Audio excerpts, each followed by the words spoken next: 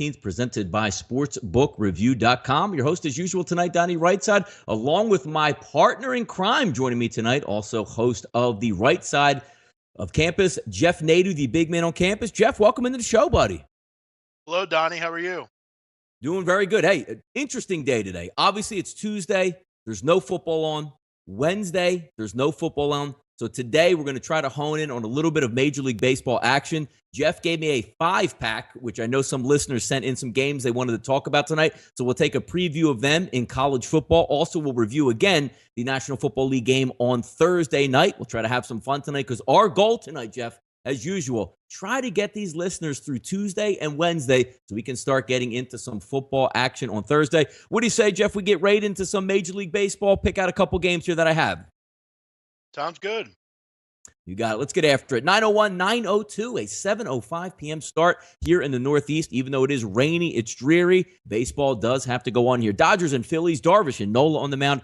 4,000 tickets have been tracked in this one. Jeff, opening up as a favorite, the Los Angeles Dodgers, no surprise here, minus 155. Pinnacle currently sitting at 159. Chris at 167. Sportsbook at 168 for this tilt. We do have some lineups that have come out for this game that we can certainly go over. Looks like the Philadelphia Phillies, Jeff, balancing Hernandez, Galvis, Herrera, Hoskins, Williams, Altair, Crawford, and Alfaro. Normal suspects in there for the Los Angeles Dodgers. Taylor, Seager, Turner, Bellinger, Granderson, Utley, Grandal, and Ethier on the mound. Taking a look at the total in this one, Jeff, very low. Opened 8.5, dropped the full run to 7.5. What gives in this one, big man?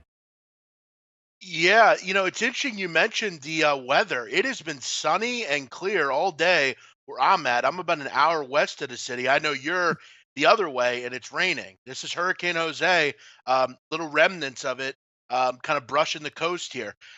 It surprises me that they're going to play this game. I think if they're going to play it, they're going to play it in rainy conditions. This is kind of just going to be pretty serious rain, you would think, most of the night here. Looks like it'll miss me, but I think for this game, it's hard to get involved. I mean, I think as far as the numbers concerned, you look at over and you kind of want to like the over, but it's dropped a full run. I think a lot of people are looking at this and saying, well, it's rainy. Darvish is on the mound.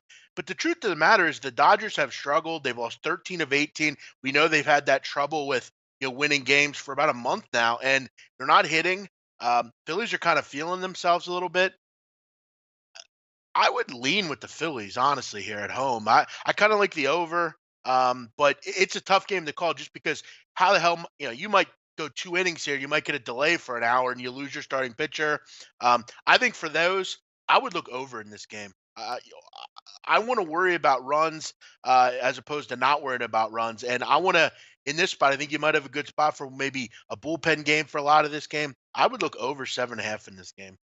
Yeah, looking at both these pitchers coming in last starts, they're Darvish versus San Francisco. Great start, 7 innings pitched, 3 hits, 0 earned runs, 0 walks, and 5 strikeouts. Aaron Nola bounced back very nicely against the Miami Marlins. 7 innings pitched, 4 hits, 1 earned run, 11 strikeouts. This is one of those games, Jeff. Obviously, it's a little bit dreary. And again, it's good to hear that it's cleared up because usually that weather is going to come west to east and blow through, so we'll probably be able to fit that in. But you're right. If it goes from 8.5 to 7.5, usually I like to look at that 7.5 number and go, say, hey, you know what? We get a couple runs here, 3-3. We have a shot in this ball game. But I probably am leaning more towards the under in this one, also at 7.5. But as we go down the stretch in September, Jeff, the one interesting thing is these teams don't have any makeup situations. I mean, there's roughly 10 days, 11 days, 12 days, whatever it is left in the Major League Baseball season. And they got to force this game in. So even if they're playing in between the raindrops, they're going to try to get through 5 1/3 innings. Doesn't really matter who's winning because if you look at it, I mean, yes, the Dodgers need to win more than the Phillies, but this isn't one of those games, Jeff, where the Phillies really need to win this game. Let's play a 6-hour marathon with 3 rain delays and make sure we get this in so the Phillies can have a chance. You might see a quick action game tonight. Keep in mind, this is a different weather system than most. It's rare that we see some kind of tropical storm in general in this area, but this is a different one. It's going from basically the ocean in. We're not hitting rain, and we're not going to get any rain. It's basically a wall put up at about Philadelphia where the rain's going to continue. You're going to see rain all night, I'd imagine, Donnie, where you're at. And I'd imagine they're going to see rain all night in this game. It's a little different of a weather system. Usually it comes from the south or from the west. This is coming from the east, from the ocean. It's very odd, but that's what we guys know what tropical storms do. So a little different weather system than normal. Yeah, especially with the Phillies, Jeff, coming off a shocker last night, getting probably plus the 280, 290. I think Pete even had a lean last night going with the Philadelphia Phillies and taking them late in the ball game. So I think he chimed in big. I didn't get a chance to watch the odds couple this morning, but I know he had a pretty good night, especially last night. I gave out the Miami Marlins over 9. They crushed right into that. I think that game was over by the 5th inning, hitting that number. And I think Pete also had a tight end, Ebron last night in the game with the Detroit Lions. So we had a couple good winners here. We'll see if we can drive some more. I don't have much on this game. I would lean towards the under, but not really interested in betting 168 or 170 on the road here with Darvish. Again, it's Aaron Nola on the mound, so he's going to give you a pretty good effort out there. I see a lower scoring type game. 9:15, 9:16 tonight, Jeff. Minnesota and the New York Yankees, Barrios and Sabathia, the lefty on the mound. Line opened up here at minus 137. A lot of steam coming in on the Yankees tonight. 165 at Pinnacle, 170 at Chris, 170 at the Greek, 170 at Bovada. So you're going to play pretty much a premium on this game versus a pretty decent pitcher. Over under, Jeff, opened up at 9, now currently sitting at 8.5. If we take a look at Barrios' last outing, 5 2/3. 5 hits, 1 earned run. CC Sabathia, after getting hit around a little bit at Baltimore, which again, no shame in that. A lot of pitchers get knocked around when they're playing at Camden Yards. Bounced back with a nice start at Tampa Bay. I shouldn't even say at Tampa Bay in that one. I think that game was actually played in the Bronx. 4 1/3, 6 hits. Escaped with 1 earned run. We'll see what happens tonight. If this is me betting this game, Jeff, really comes down to the Yankees are chasing the Boston Red Sox in this situation. I'm going to lean on the team that really is trying the ball game at home, even though it is quite right. You know how much I dislike CC Sabathia. If he can get me 5 innings here.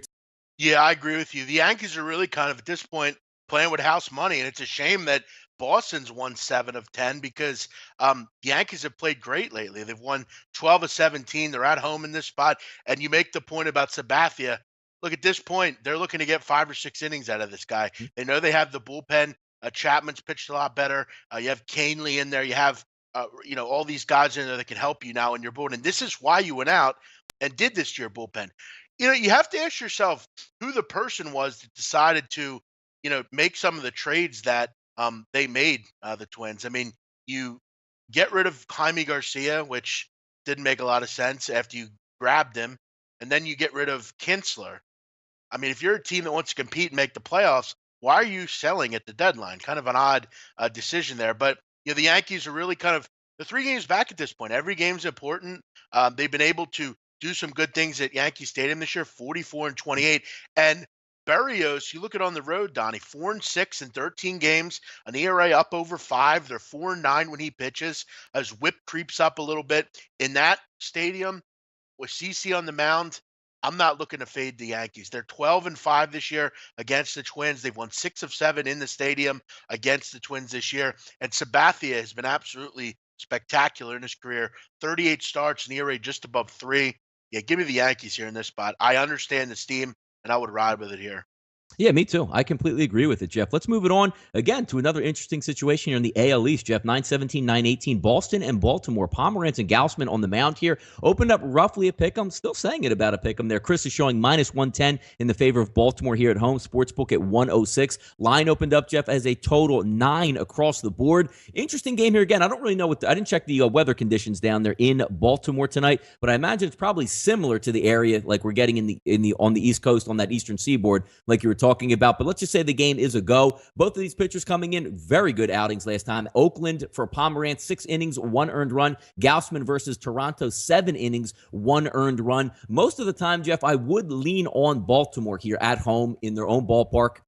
The only thing that's struggling with a little bit is I don't trust Gausman as much as I do Pomerantz. And the over-under 9, Jeff, looks very easy to hit, but I sort of factor this in as like playoff baseball right now. So I actually would lean to the under 9 here. And it's crazy. They exploded for runs last night, and I sort of look opposite here tonight, Jeff. I'll lean on the under 9 here in this Baltimore game.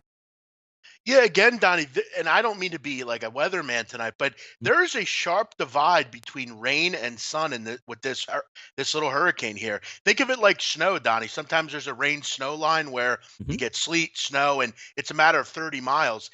I think if you would go 30 miles west of Baltimore or east of Baltimore, I'm sorry, you're going to hit rain. They're going to be fine tonight in this game. No rain. I shouldn't see any showers. It's not like where I'm at now. But yeah, it's hard to bet against the Red Sox. I mean, they've won 7 of 10, like I said, clear advantage in this matchup from a pitching standpoint. And Donnie, I don't really put a lot of stock in these in the middle of the year, but we're into September, middle of September, and This Boston Red Sox team is 19-2 on Tuesdays this year, up almost 18 and a half units. Mhm. I put a little stock into that, Donnie. I Yeah. mean, there's something about Tuesdays, and Baltimore's not playing well right now. They've kind of hurt themselves here late in the season. Pitching has become again a problem for this team.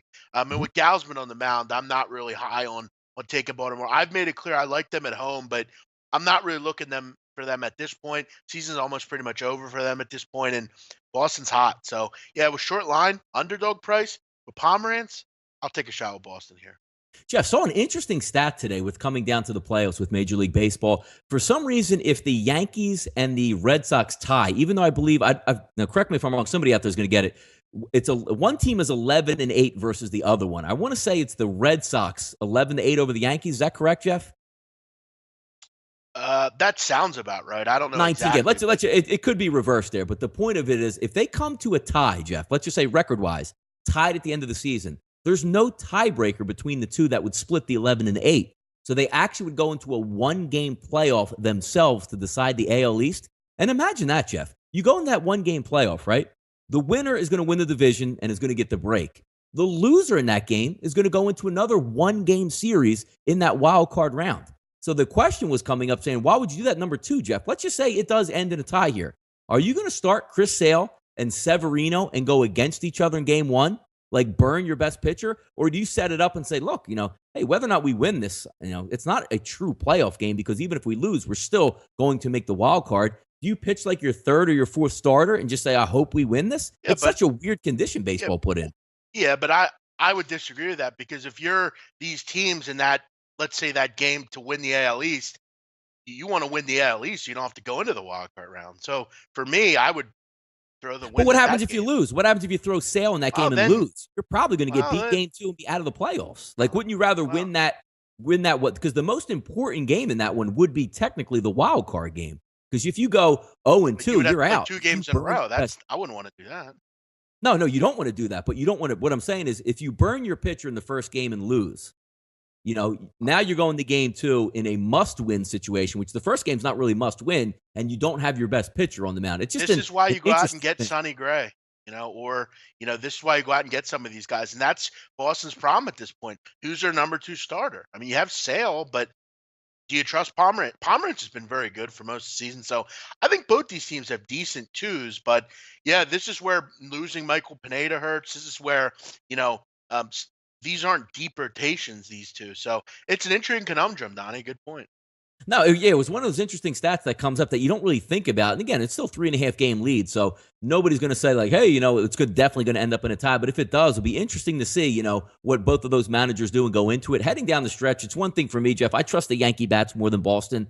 And theoretically, I still trust the Yankee bullpen as a whole over Boston. It's going to be fun, though. I mean, we hit this downslide, as we like to say in September, where, 90% of Major League Baseball obviously is not going to make the playoffs. They're just trying out young kids. But the baseball playoffs, once they get going in October, is going to be a lot of fun. And there's a lot of really top-heavy teams in Major League Baseball. So we'll see what happens once we crunch and certainly get down that road. I see a lot of people there in the chat box. Thanks for chiming in. Again, the show was designed basically to come. It's Tuesday and Wednesday. It's the toughest two shows of the week. We try to get through it because everybody wants football. We could come on here and talk about, college football all weekend long. Jeff and I are going to do multiple shows all week long covering a lot of these games. So we try to parcel it out where we pick a couple games each show to go over, give you knowledge that we have as opposed to brushing over everything with a broad brush. Jeff has a 5-pack we're going to get to here in just a few moments. So we'll wrap up a little baseball. And then also we are going to talk about the Thursday night football game with some added advantages that you might want to look into. But hold tight here. We'll get you through again. These are the hump days in sports betting. We love football. We'll get to it in just a few moments here. 9:19, 9:20. Jeff, Ian Kennedy on the mound versus Marcus Stroman. Over under in this one is 9 across the board. It looks like it opened up at 165 at Pinnacle, 170 now as a favorite for Toronto. Chris at 170, Sportsbook at 170 also. We all know Stroman's the ace of the staff for Toronto. You're usually going to get a good backing and a good starting out of him. Kennedy's been a little bit leaky all season long. Can you trust him going on the road? We all know the problems that Kansas City has, not just home, but also away as well. Last start out versus Baltimore, Stroman was great. 6 innings pitched, Jeff, 6 hits and 0 earned runs. But again, it's Toronto. They're not playing for much. And I get Kansas City's not playing as much as well. The over-under 9 in this situation, I'm actually going to buck the trend here. I'm going to go a little bit contrarian, Jeff, and take the over 9 here in the Kansas City game. I think Kennedy's going to give up 4 to 5 runs in the start. Kansas City can touch up Chris Archer, Marcus Stroman a little bit in this situation. I'll lean over 9. I could see possibly double digits in this game here, Jeff. Yeah, I think for me, I would probably lean with the team total over for Toronto. Look, I never really liked depending on the Blue Jays to score runs, but Ian Kennedy's been a mess. I mean, Ian Kennedy's a failure. I mean, that's what he's been. He's a middle of the road, poor fourth or fifth starter. He's had major trouble lately. A big 7-run game he gave up 5 runs over his last 2 starts. He's been a little better lately, but on the road here, KC, not much neither team has much to play for, but I think they can get to Canada here, score, 2 or 3, maybe 4, and then grab one off the bullpen as well. I'm not much in this game. Two teams that, really aren't going to be involved in postseason baseball, but I think they can get 5 runs here. But I won't be interested much in it. No, I don't particularly like the game, but it probably boils down to, Jeff, when you took a look at Kansas City and Toronto, are you really wanting to lay 170 with the Toronto team? That's really what it boils down to. I wouldn't lean even Kansas City because I don't like Kennedy as well. So I'm just going to take a little bit of a contrarian value there. Let's see if we can get 4 runs apiece, which is very easily, so at least you get a push. But I think they'll be able to do some damage against Ian Kennedy, and we'll see what comes up. Next up, Jeff, 929, 930, the last of our 5-pack in Major League Baseball. Chicago Cubs, Tampa Bay Rays, Montgomery and Archer on the mound. Over-under across the board here, Jeff, at 8. And how about this? You're looking at a Cubs line. Very rare to see. Opened up at -114. Chris actually opened up at -105. Money coming in here on Tampa and Chris Archer up to -127 at Chris, -124 at Sportsbook. Bovada at -122 and BetUS at -130 here. If we look at Montgomery on the road, Jeff, hasn't been too bad. 2.91 ERA. Chris Archer at home, 3.54. The only thing you would hasten is to take a look at the last 2 starts, Jeff, for Chris Archer. Now, albeit much better ball clubs, hitting-wise to me, than the Cubs. Boston at home, Hitters Ballpark, and facing the New York Yankees. And I believe that game also was in the Bronx.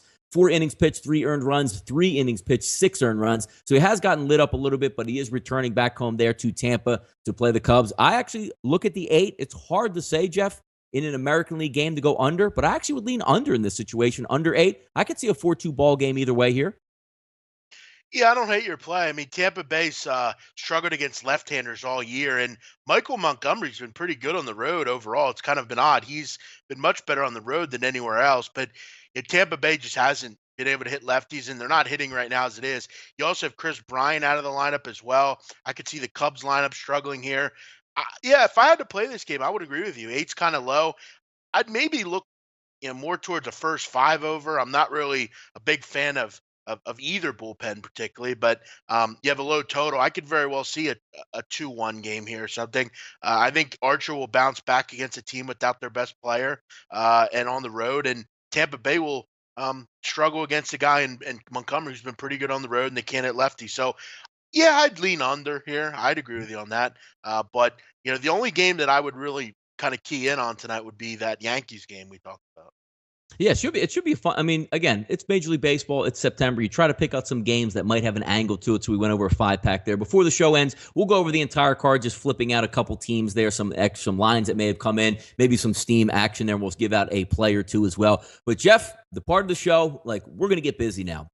Monday, we always like to do reflection, Jeff, especially on Sunday. You're wrapped up in NFL football. College football takes a little bit of a back burner. Now that you're in the Tuesday night, you're in the more meat and potatoes. You've already scanned the entire card. You're starting to get into exactly what you like to look for. Teams are back at practice. You can read some information on the internet, get some beat writers, reach out and get a hold of them. So Jeff came up with a 5-pack tonight, folks, that we're going to talk about here and go over, and some good games, some interesting games that'll certainly have your mindset moving forward to Saturday. Jeff, why don't we get right into it here? 323, 324. The Mississippi State Bulldogs, fresh, Jeff, off a tail kicking of LSU. Georgia coming in here hot after a win versus Notre Dame. If we take a look at the spread numbers here, Jeff, 66% liked what they saw, I guess, from MSU versus LSU with that victory. Line opened up at a 4.5, now currently sitting at 5 across the board. Over under, kind of low for a college football game. 51.5, it opens at Chris, Jeff. We're now seeing about 45.5 opening across the board.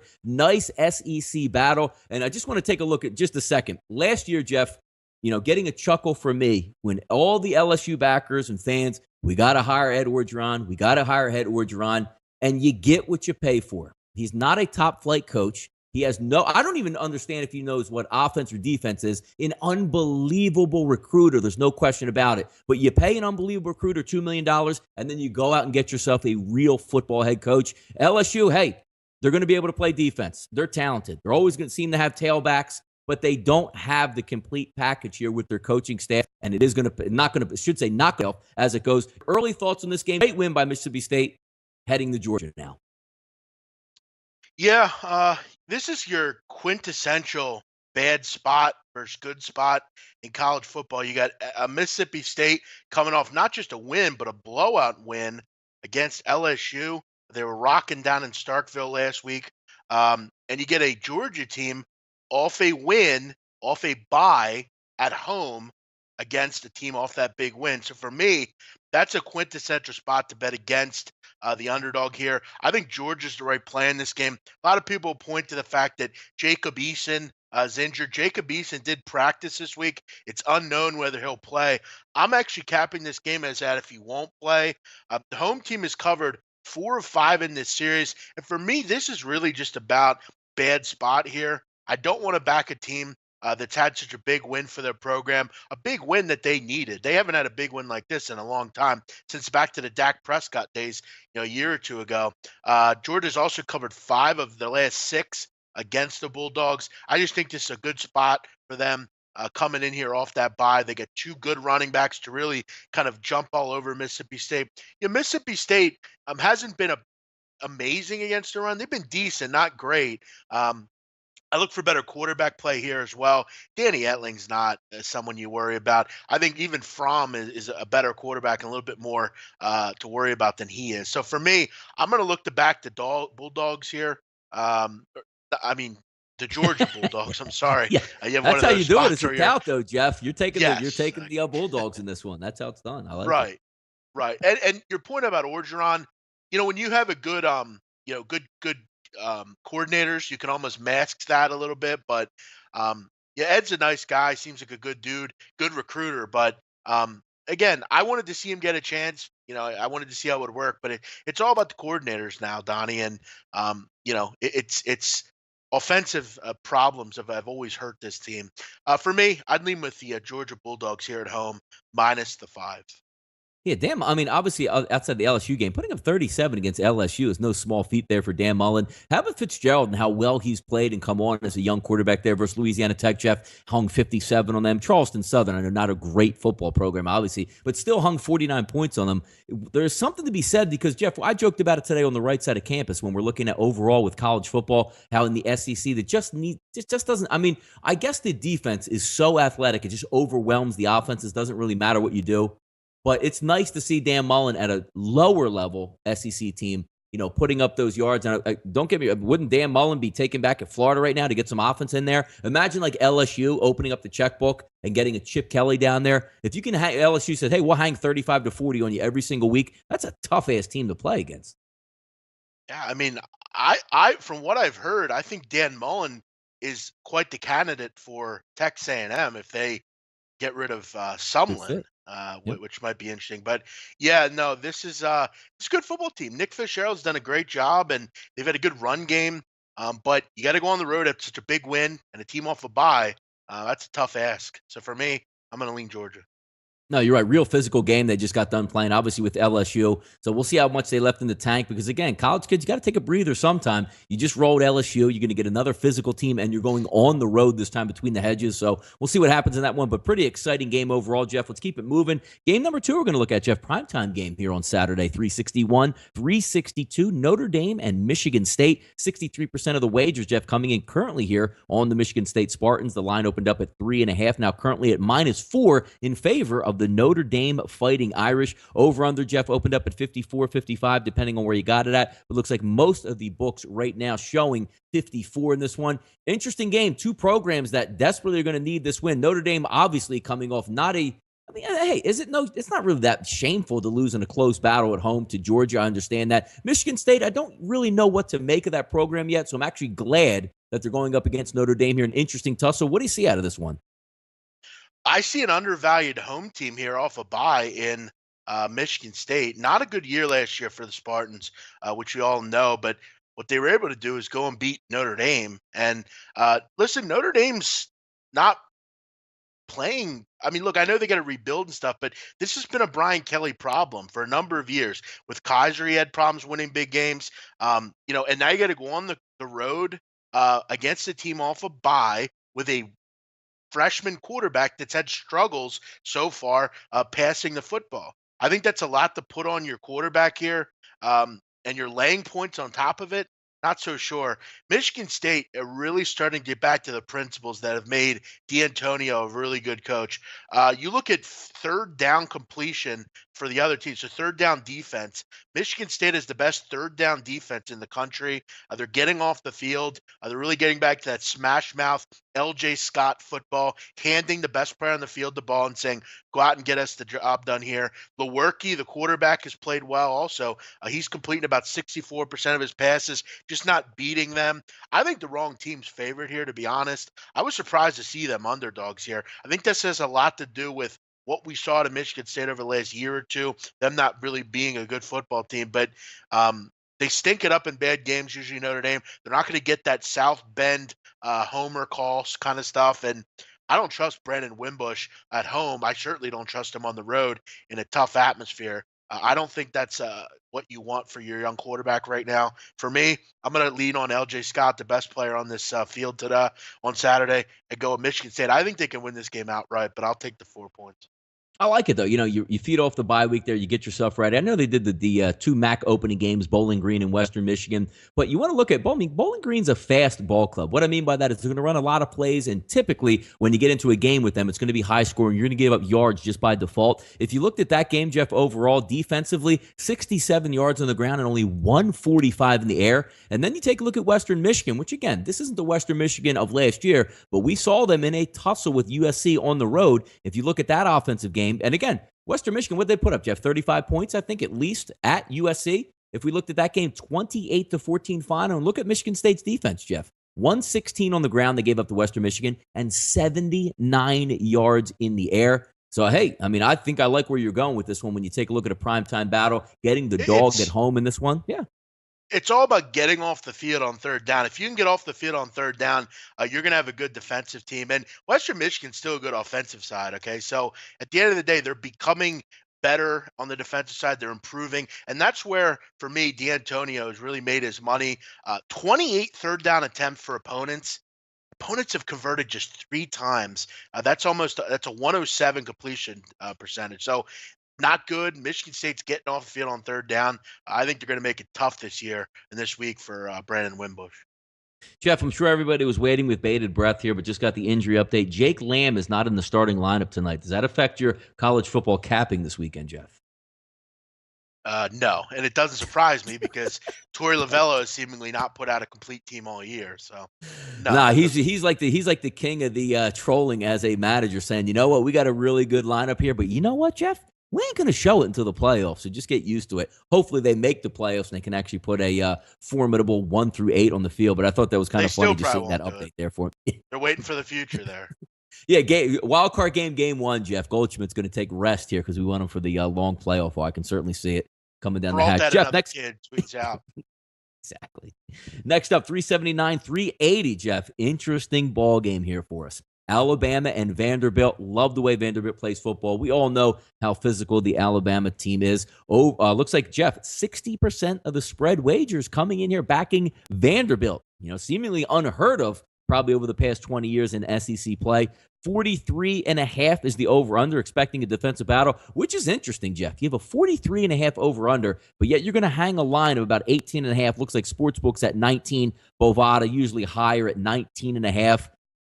coming into this ball game, is Vanderbilt going to be able to slow this pace down and stay physical with Alabama enough to stay within that number? And the other question I have there for you, Jeff, Alabama, this is an SEC game. We all know Alabama with Colorado State, Fresno State. They tend to play, the same thing with Kent State last year. They tend to play out of conference just to get the victory, get rested up, and move on. This is now an SEC game here. See out of this one, is Alabama going to just say, we're going to play all 4 quarters and run you off the map? Or are they going to do one of their typical, let's get up, 20 points at the half or 20 points late third quarter and whatever happens, happens? What do you see out of this one? This is not the same Vandy team, Donnie, and I don't think they have the ability to do that. They cannot go into this game thinking this is the same old Vandy, and that's the problem I have with Alabama in this game. I like the Commodores here. I like this number, and I don't know if anyone knows this, but the number 1 scoring defense is the Vanderbilt Commodores in the country. And don't say, well, they didn't play anybody. They've shut Middle Tennessee State down, and they also shut down a pretty good Kansas State team as well, a team out of the Big 12. So when you're coming at me, make sure you mention that. Best scoring D. And Donnie, you also look at the amount of points they've allowed. In 3 games, they've allowed 13 points. That's impressive stuff. You add in an offense at this point that's actually turning in to be pretty good. Ralph Webb, who seemingly has been there for about 10 years, he's still doing great things. Kyle Shermer has gotten more and more confidence as a quarterback. I heard a story recently, Donnie. He spent most of his growing up in this area, in the Philadelphia area. Father was a coach with the Eagles. So he's been around football his whole life, and he's really starting to do some great things for this team. Alabama, they've generated 6 turnovers. The key to this game is Kyle Shermer. If he does not turn the football over, and they don't as a team turn the football over, I think they're going to get within this number. I think they're good enough defensively. We mentioned third down defense, Donnie, with the Michigan State Spartans. Vanderbilt, they're 4th in the country in third down defense. 42 attempts, just 6 conversions for the other team. They're getting off the field. They're doing it against good offense too. Donnie, you know how good Middle Tennessee State's offense is. To hold them to what they did in the first week of the season is impressive. I'm not saying they're Alabama or whatever, but Alabama is a team that they're not going to throw the ball deep. They're not going to go run up and down the field. They're going to use the short passing game. They're going to use the jet sweeps. I think Vanderbilt's going to be prepared for this game in their home stadium. It's going to be rocking down there. I look for them to hang around in this game and cover the number. I think it's like a 28-13 type of game. It'll be close, but I think Vandy can hang within the number and keep this game low scoring. Yeah, the one thing that's going to be a little bit tough is Kansas State, obviously, with Ertz at quarterback. They do run a lot of read option type stuff. The same thing Jalen Hurts is going to present.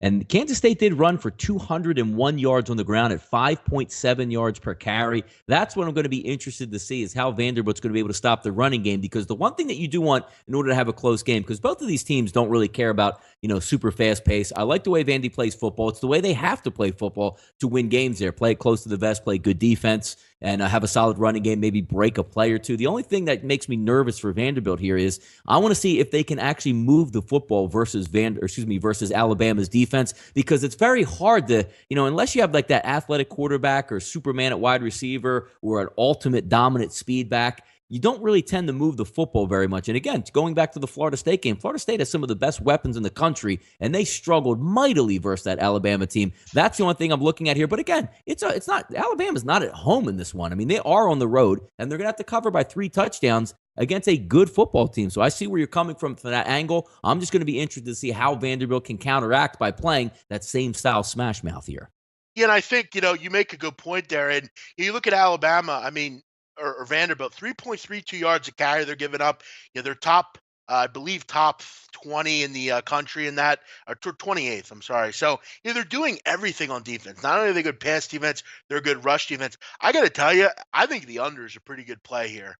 I think it'll be right around the number, but I could see a situation where you're right, Donnie, and Vanderbilt struggles to score, and this one's like a 27-10 type of game or something, and they kind of sneak right within the number. I don't think that Alabama is going to be running up and down the field. I think it's going to be a slow, boring game, your typical SEC stalemate. For me, I would go under and with the Vanderbilt Commodores here.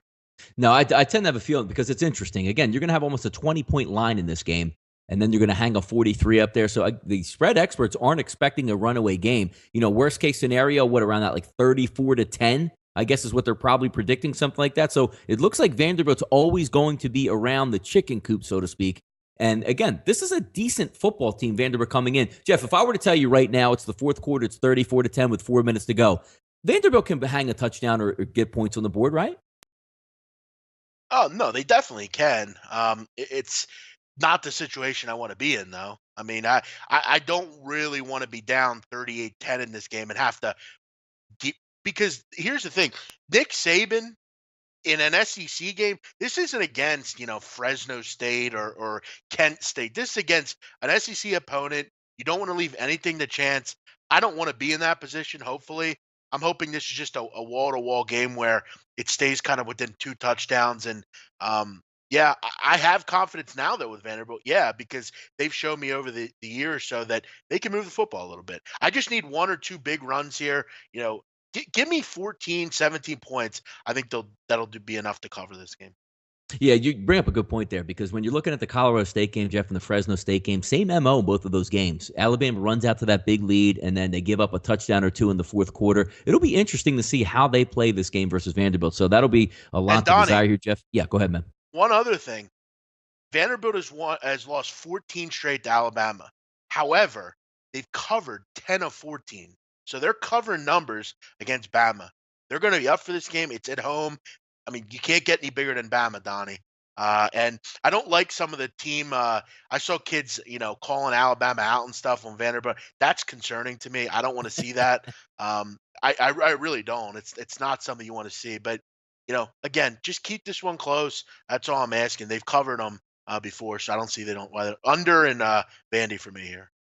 Game 4, Jeff, we're going to go over here. I want to call this the bounce back game, which we see a lot on Twitter there with handicappers. 381, 382. Army and Tulane both got shell shock last week. And again, Jeff, not a bad thing. I mean, what do we have? Oklahoma beating up on Tulane, as expected. And then you had Ohio State beating Army. I mean, nobody's really surprised by that. 2 good football teams, though, here, Jeff, coming into this game. Tulane, resurgence. We all talked about the head coach, from the move over from Georgia Southern over to Tulane, instilling that game plan, instilling that foundation. And they play good, tough football. Similar teams coming in here on the Saturday at noon here with Army and Tulane. Once again, 381, 382, 97% here, Jeff. And again, it's really early thing action. You're coming on with Army lined up at -2, Jeff, -2.5. Now showing up at Chris, 2 at Sportsbook, 2 at the Greek. Obviously a low-scoring tilt here, Jeff. Chris opened up at 51, and that immediately got knocked down to 46. 2 teams looking to keep it on the ground. Who would have the situation here, Jeff? Yeah, this is a tough one. A listener sent this game in, and I'm going to cover it here. I forget who sent it. I'm sure they can identify themselves in the chat. When you have a game like this with Army and you're getting points against a team that's very similar to Army, I'm going to always look to grab the points, because I think Army and Navy and Air Force always have small edges over teams with the discipline factor. The fact that they don't commit penalties, they're not going to do things like that. They don't turn the ball over that frequently, and they just don't really beat themselves. You always have an advantage there. Tulane is definitely a team that is better. They've gotten much better under Willie Fritz. Both these teams all have big losses and kind of coming down and playing the competition that makes sense. The other concern I have here is Jonathan Banks. If he doesn't play, which he didn't play against Ohio State, I would go with Army here.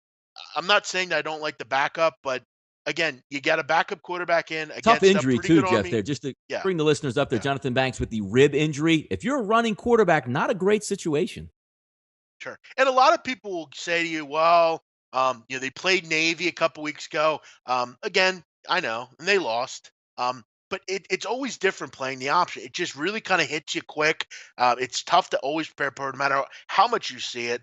The Dogs covered 5 of 6 in this matchup. When I'm getting points against 2 teams that I don't really want to make a call on, I'm going to grab the points to the more disciplined football team here. I like Jeff Monken's crew, and they're off a bye as well. A lot of teams off buys this week in good spots. Army was able to kind of or they're not off a bye. I'm sorry. I'm looking at Navy. They're off a bye, I believe. Army is not off a bye. That's my apologies.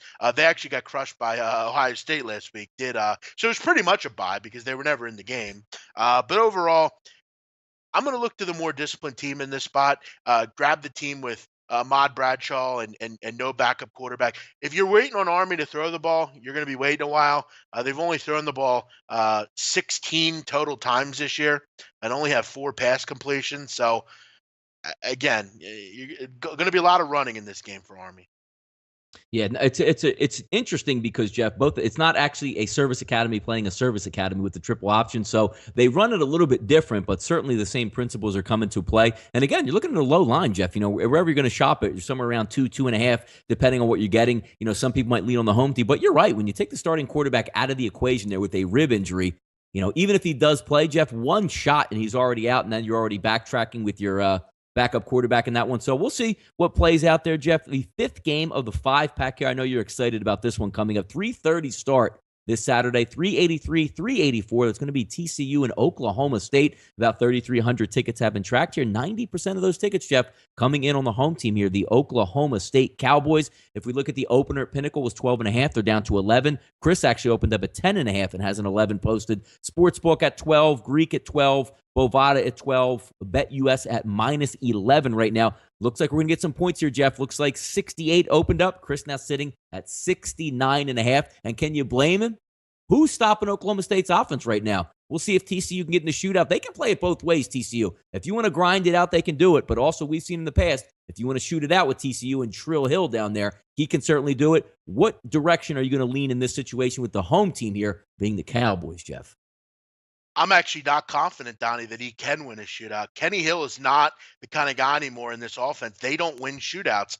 They want to run the football. It's going to be hard for them to do that in this game. Kyle Hicks, one of their best running backs, not going to play in this game. I don't believe that Kenny Hill can beat anyone through the air. He's inaccurate. And you look at the numbers. I mean, 7th in the Big 12 in passing yards. They want to put the football on the ground and run it. Maybe grab a big play once in a while. They're not that typical Trevon Boykin, Doxson offense. And to win against Oklahoma State on the road with the way they're playing right now, I'm not looking to bet against Oak State. I've been on them 2 out of 3 games this year, and I'm going to be on them here. I think when you can get them under 2 touchdowns in any game, I think you got to look at them. A lot of people don't like Oklahoma State for whatever reason. I think, but most of us people know they're a sharp, really good offense. Might be the best offense in the country. And year after year, we hear about how good Gary Patterson's defenses are, and it's time for them to put up a shut up here. I think this is a good litmus test for them, but I don't think they're going to do well in it. You got to step up on the road. They had trouble last week against SMU. Cortland Sutton didn't have a catch in that game, and they still scored 36 points, had over 300 yards passing. Did TCU give up against SMU? That's concerning for me. I think Mason Rudolph on a big stage here against a quality opponent shows out here. I'm not looking to get involved with TCU. I think they're a false bravado kind of team here. I think people are buying way too much into Kenny Hill when at the end of the day, he's still an inaccurate guy I don't want to trust. For me, give me the Oklahoma State Cowboys. One other thing, Donnie, they did a great job last week of covering Sutton. You got to cover 4 very good receivers, McCleskey, Washington, Marcel Aitman. There's a lot of weapons on this football team, and I think they're better defensively than people give them credit for. I think they run away with this one at home and show the country that Oak State, Oklahoma is going to be a war in a couple weeks. Give me the Cowboys here. Yeah, it's going to be a fun game to watch. That was our 5-pack tonight here on the closing line for September 19th, presented by SportsbookReview.com. Jeff, Thursday night, we do have some football action, NFL action, if you even want to call that. Los Angeles Rams traveling up to play the San Francisco 49ers. Obviously, Goff and Hoyer, the 2 starting quarterbacks here, 79% backing the Rams in this one. It's not really a surprise. San Francisco hasn't given you much to like, albeit they did play 2 pretty good football teams to open the season. Rams come in 1-1. Obviously, San Francisco comes in 0-2. Pinnacle opened up at 3. Chris opened up at 3. Most prevailing lines across the board, you're going to get anywhere from 2 to 2.5. Bovada's always going to hang a 3 there up there to be a little bit more of a square book. If we take a look at the total in this one, Jeff, opened up at 41 and 42 at Pinnacle and Chris. Now that's down to 40. Looks like across the board, if we're going to go to some Vegas numbers, South Point has 40.5. Stations sitting at 40 as well. Thursday night football, it's not a beautiful thing. Obviously, hanging a 40 up there. You have 2 mediocre football teams that are going to meet there. Your early thoughts on this one, Jeff? What do you think? Yeah, I'm going to look to back the Rams in this game, and it's nothing against San Francisco. I think they're a good defensive team. If we went back and listened to the predictions, I said I thought they would be a team that would be in a lot of unders this year. I think they're a good defensive team. Problem is, they just can't move the football. I mean, other than Carlos Hyde, they just really don't have many playmakers on that team. And look, I mean, I don't think they've scored a touchdown yet, have they? I mean, they're struggling to get the ball, move the ball, and this is a pretty good Rams defense. Aaron Donald, another week of conditioning, he should be at full strength in this game. And again, I mean, is it much of a home advantage here for San Francisco being home here? I mean, they're a bad football team on a Thursday night. Both body clocks for both teams probably isn't very good. No one wants to play in this game, but it's a divisional game. I think the Rams clearly are a better football team here. I think they're a pretty damn good defense as well. I think this is a low-scoring game, though. And right now in NFL, I mean, I'm not big on overs. I mean, there are very few teams I want to bet overs with, and these are two teams that I really don't want to. I mean, I don't see any big plays in this game. And then at any rate, the 49ers are pretty good defense. I'm leaning Rams and under in this game. I think this is like a 17-9 type of game. Maybe 20, 21-10, something like that. I think it's a low scoring, boring game, just like every other Thursday night game is. Yeah, good weather conditions in that game. Looks like about kickoff time it's going to be around 67, 68 degrees with about a 10-mile wind. Looks like blowing from, I want to say, north to south there at the stadium. So we shouldn't have any rain conditions like they played up in Seattle when the 49ers, was that game final, 12-9, just an ugly game. Carlos Hyde ran really well. But you know what's interesting, Jeff? I always like to play off of these games. You know, if we have to, it's a Thursday night game. If this game was on Sunday afternoon, Jeff, I wouldn't even be looking at this game, wouldn't be on my card. Since it's a Thursday night game, obviously you want to pick and go over it. I always lean towards the home team here. It's going to be a short number. I think San Francisco can end up pulling this football game out just because it's home and it's hard to play on the road on a Thursday night football game. But looking back, you know, San Francisco was able to get after Russell Wilson. And the same topic comes up show after show after show, Jeff. Offensive line play in the NFL. And again, you have a salary cap, so you can't be great in every position. If you're going to spend, hundreds of millions of dollars, it seems, on your secondary and your quarterback, you're going to leave some room there. And that offensive line, he was running for his life. And it's amazing how good Russell Wilson is, Jeff. He's under siege every play and somehow is able to come up with just enough effort to get the job done and win. I'm interested to see how long that's going to last for in Seattle and how well that plays out throughout the year, because we're seeing it in New York as well. If you can't protect your quarterback who's making $100 million, you're going to be in trouble. No, I think you're totally right. And one other thing you have to keep in mind anymore, and it's not really something that you have to look at a lot, but take a look at the punters in this game. I mean, punters could be a big kind of decision here. Look at your place kickers, look at your special teams here. You got Johnny Hecker's a pretty good punter normally against Bradley Pinion, who I believe is a rookie. So punters might be important in this game, but overall, these are ugly. And Donnie, we know that. Most of these guys don't want to be out there, and I think it's going to be a will to win kind of game here, Donnie. Question I have for you, Donnie, Yeah. and it goes back to college football, and then we'll look to end it. I was thinking the other day when I was watching Oklahoma State play, do you think if they wanted to, now if they cared and they kept all their starters in, I was thinking in my head like, wow, this team could probably put up 100 points in this game if they wanted to. They were just doing Yeah. whatever they wanted on offense against Pittsburgh. That was amazing, wasn't it? Yeah, I mean, the foot came off the gas. I mean, what was it? They get 21 in the first quarter. I mean, they were just, and again, as the pressing 49 goes on nothing from, at half. yeah, exactly. As the pressing goes on from Pitt, it gets worse and worse because then they're not a very good football team. They're just, throwing the ball down the field and the clock's not moving, which again gives Oklahoma State another chance. They're a team that can put up 100 points if they wanted to, sure. Pretty amazing. But yeah, who's going to watch? What are we going to watch, Donnie? Temple, South Florida, or this game?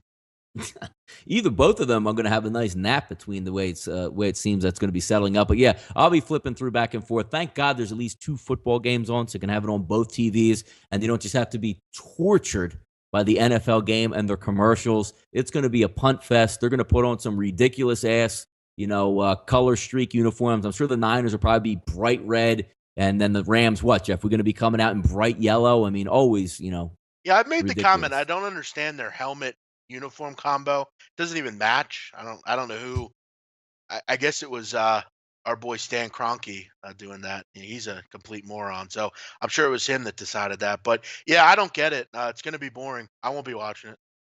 By the way, Jeff, get back to the point there with the two teams in Los Angeles now. We all see it's really hilarious that they're playing in a 25,000 seat facility in a town that does not want them. And their moniker, Jeff, is the Fight for LA. What are we talking about? We're fighting for LA because we want to be better than the Rams, or we're fighting in LA because nobody likes us, but we're here to stay. And if you're, Dean Spanos coming up from San Diego, a town where you had it to yourself, it's not a huge market. They're not a unbelievable sports town, but they had a lot of support there. You could have ended up working out and getting a stadium deal down there, having your own place.